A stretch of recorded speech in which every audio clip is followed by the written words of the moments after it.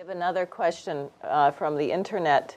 This one is from Sean Stone, who, as you may know, just came back from Iran, saying, he writes, having just visited Iran, I can attest to General Dempsey's strategy of blocking the imperial war drive by describing Iran as a rational actor. And such an action would be destabilizing potentially to the point of World War III. Aside from blocking Obama through the generals and the Congress, how do we engage with Iran, which is very like America in its anti-imperialist tradition, in forming a new relationship with the country and get away from the British Empire's trajectory toward World War III? You don't have to convince anybody, really, in that. It's already done. The relationship between Russia and China and Iran, especially Russia, is clearly defined. It's already established. The issue is, the only issue, are we going to throw Obama out of office? You can't support Iran. Iran is already supported. Russia has put its might, and it does have its thermonuclear might, another might, has put itself in protection of Syria and Iran. Both is the biggest support they've gotten so far. China is involved in this. India is involved in it. Pakistan is moving into the same alliance and changes in alliance. We have the capability, the political capability of dealing with the issue already. What we have to do is implement it. And some of the questions like you're asking on questions which I know the decision is already ready to be implemented by relevant nations. It's an alliance against the British and its puppet dog, Obama.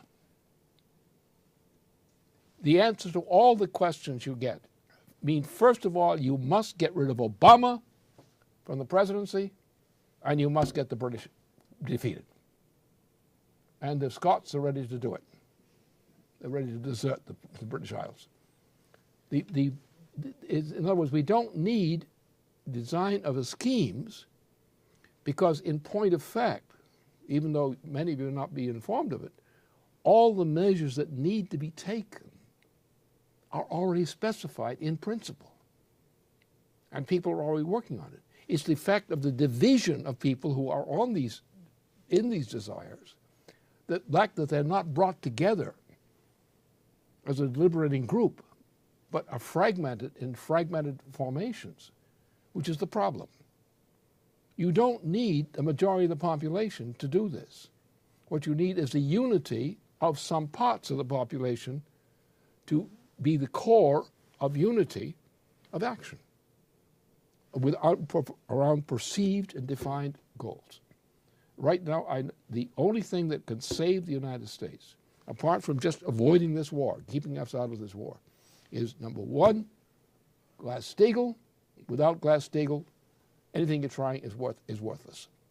Secondly, you must go to a credit system as opposed to a monetary system. Without those two measures, anything you do will fail. Now the question is to unify people around those two specific measures and not drag in other issues because you want unity on principal issues, because that's the only way you can defeat an enemy of this type. Therefore, we have to unify, even though there may be shadings of difference on what people say on these things, there has to be unity on the question of the principle of the government. It's not trying to get one issue in. The old American way, which always failed, was the effort to get some particular issue on the table with the hope that one particular issue might lead to a success. But that does not work. It never did. It's the sense of the unity of a nation around an issue which is unifying because it goes to the interest of every American. And you have to define the issues on which you fight the same way you fight a war for a constitution. You have to be prepared to fight a war. If you're prepared to fight a war, you can win. If you're not prepared to fight a war, if you just try to take one issue as a wedge issue, don't use a wedge issue. That's a trap. That ensures defeat. It's unity of intention and is trying to unify the population around its own intention. And you can take power. You take power, why? Because you're the people.